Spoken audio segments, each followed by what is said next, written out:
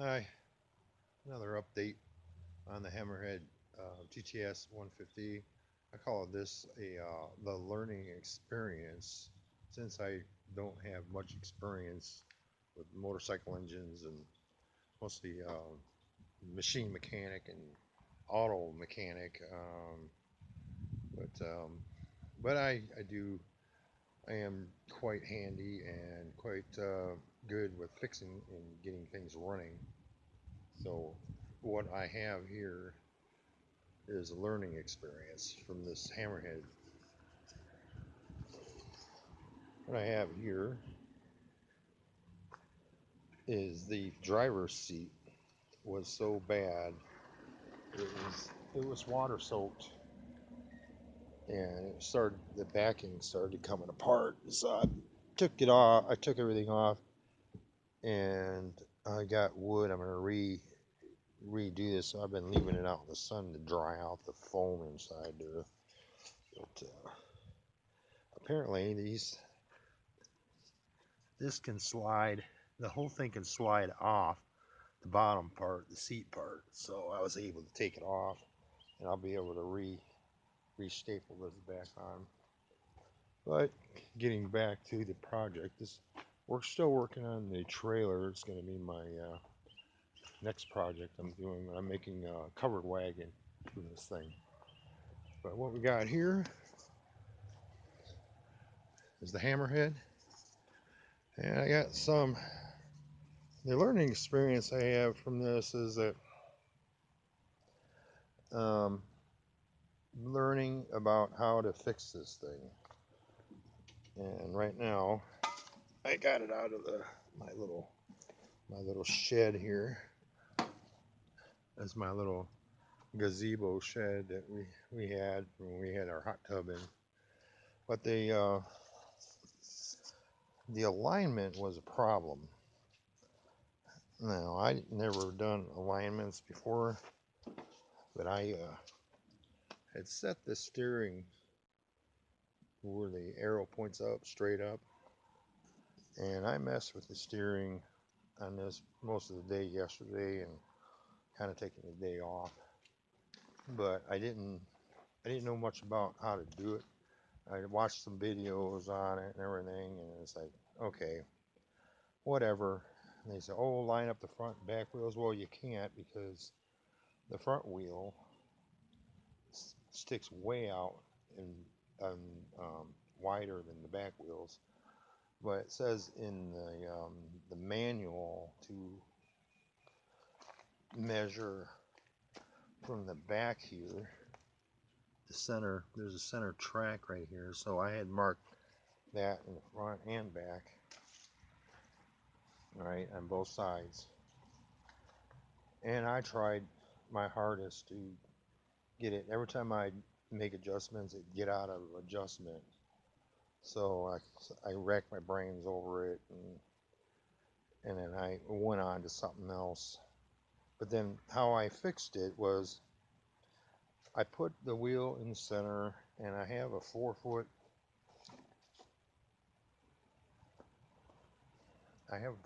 level that I use. It's got 48 inches long. It's and I put my foot, put a coffee cans on there in the front and that, and laid the level in front of it with the marks, and then I did the same in the back. Well, come to find out, for anybody's information, the center mark, the center from center of the front wheel to the center of the front and right, the left and right wheel is exactly 48 inches from front and back. And I towed it in the back. I spread it out like a 16th of an inch in the backside here.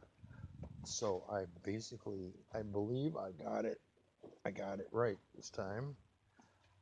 But I'm not perfect. But it looks funny because of the way the orientation of the wheels are. It always looks like it's towing out, but it's not. It's It's kind of weird. But other than that, I got the alignment fixed, and I did get the handbrake. Um, it took a lot of fiddling getting this handbrake to work. You know, I think I sprayed the hell out of it with WD-40 all along in there, and I readjusted. I kept adjusted it until I got it, and now the handbrake works. Um, but I got another problem that it came up. The gas tank. When I filled it with gas, it's leaking. I have to empty the gas out of here and take the gas tank off and try to fix this wherever the leak is over here.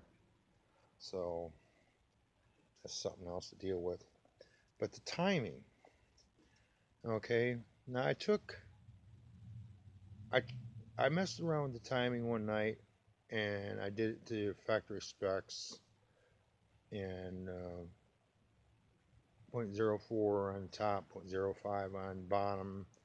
Put the I put the cam at top dead center, marks where the marks are supposed to be, and I didn't take the flywheel cover off. I don't know if you can see that. I didn't take that off. I was doing it at night, and that little hole here, you can see the timing mark, but you can't really see it well, so you have to take this screw off, this screw off. There's a bolt up here and one down at the bottom. There's four. The whole design. You just pull this whole thing off, and then it exposes the flywheel and the fan shroud. And you rotate it, and you can see the timing mark over here. There's a there's a tab over here. It points to a T, and then right underneath the T is a line, and then there's like an arrow over here. Well, I I racked my brains yesterday trying to figure out what the timing was. And so when I top dead centered the cam, the timing, excuse me, the top dead center on the crankshaft, or not the crank, the flywheel was, if you can't see it, but say right here would be the T. It's like right in here. Well, the timing mark was below that. I think it was call that retarded spark. Not, it's not advanced, but it's retarded. I think that's what it is. So once I went up, I took it all apart again and looked at it. When I put the actual timing mark on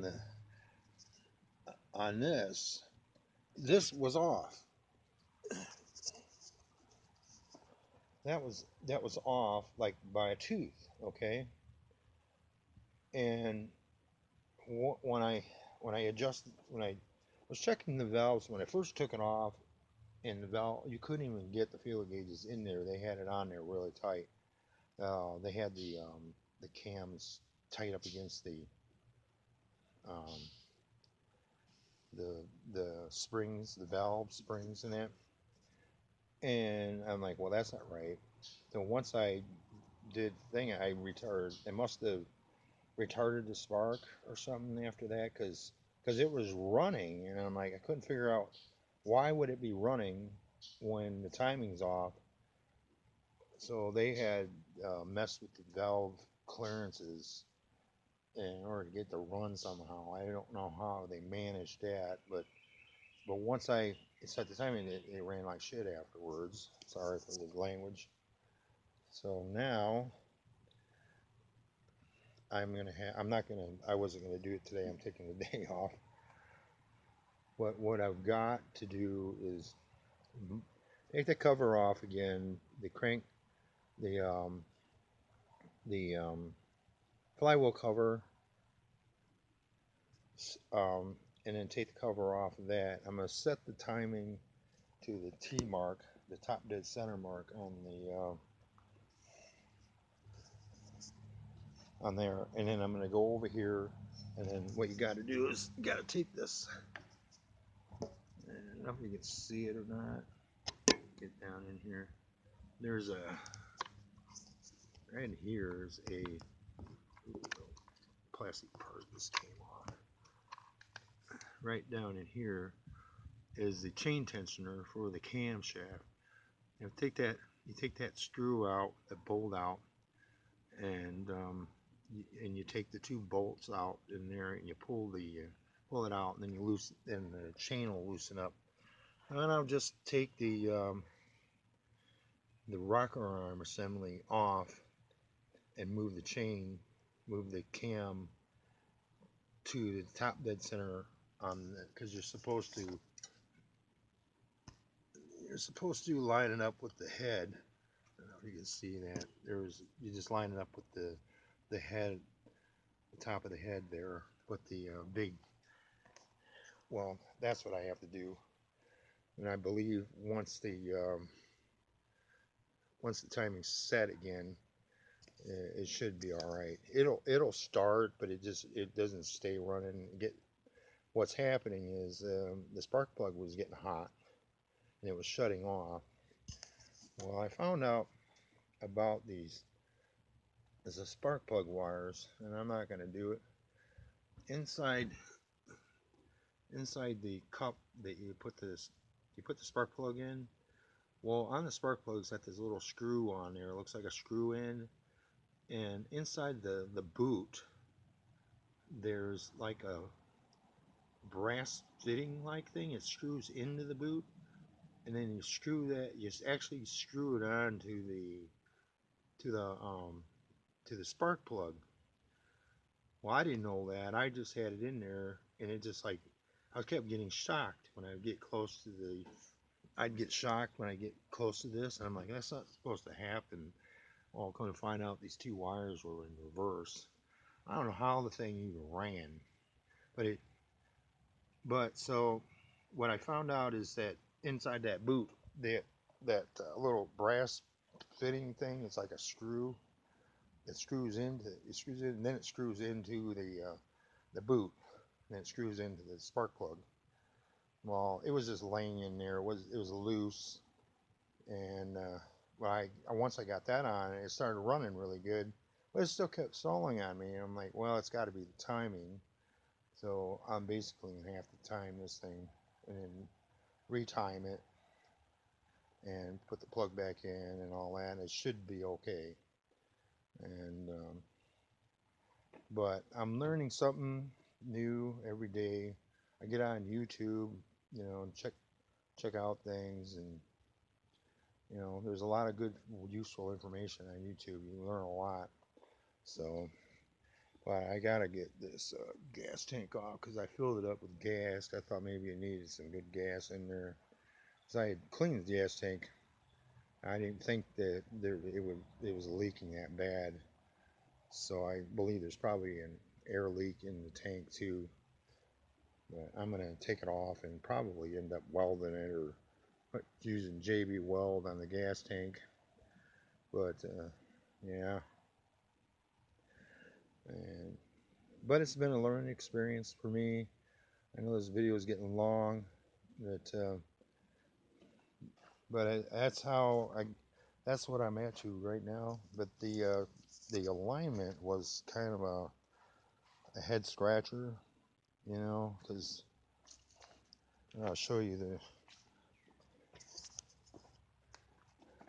this is the see, it's got so I use this, and you take a couple tin cans. Here, I'll go get them. Kind of show people what's going on here. I got a couple of cans here that I was using. There's an empty one. The backyard's a mess. So what I did was I put the can right in front here, and it'll fit right underneath the frame here. Hopefully it doesn't change any. So I had the marks on here, and I just put the one end over here.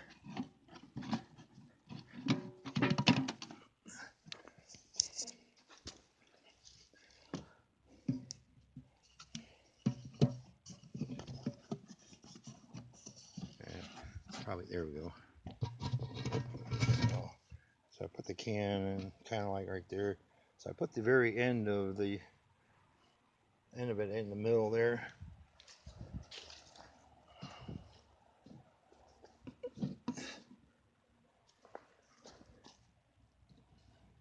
Should be right there, pretty close to the. Okay, so what I found out is that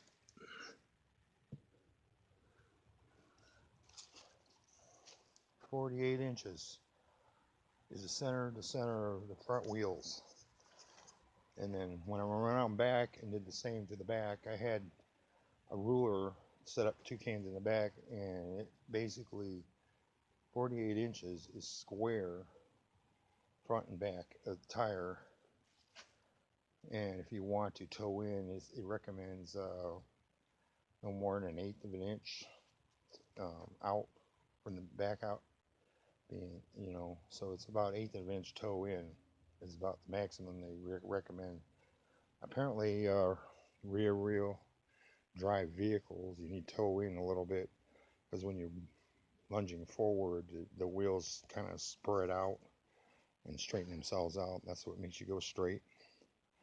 So, but all the accessories worked. I was having trouble, so I'm not gonna mess with it today because I'm taking a break. But all the accessories work. Even the old cigarette lighter, 12-volt port was working. All the turns those work. Everything works on it. That was out of adjustment, but the handbrake, that was kind of a pain in the butt. It was all rusty in there, and I finally got it to work. I don't know if I can get it on now. Let's see if I can get it pulled back. Yeah. Yeah, it takes a little bit of effort to pull it back. It's kind of tight because the spring in there, but that is where I'm at with that. And you just kind of slap it over and put it in, and it opens it up. But it just, all it does is locks the back brake. So, and and that, the coil wire, I had put I had a screw in there in the coil, and I ended up putting an extra bolt on there, fit on there, because the Phillips head screwdriver, get in there, it was tight, almost stripped it out trying to get it off. But I think when you change the spark plug on this damn thing, you got to take this off and unscrew it from the boot. It's kind of a extra step you got to do, but it makes it secure. So that's where I'm at on this. And I think what I'm going to do today is probably drain the gas tank. And I'm not taking that pet cap off. I might take it off just to get the gas out, but either that or just dump it out. But I'm gonna have to get all the gas out, and I think there's a reserve in this thing. There's like a little back here. I think there's like a baffle in there that holds a little bit of reserve in this. So that's where I'm at. And I hope this video is not too long. It's almost 20 minutes long, but coming right along.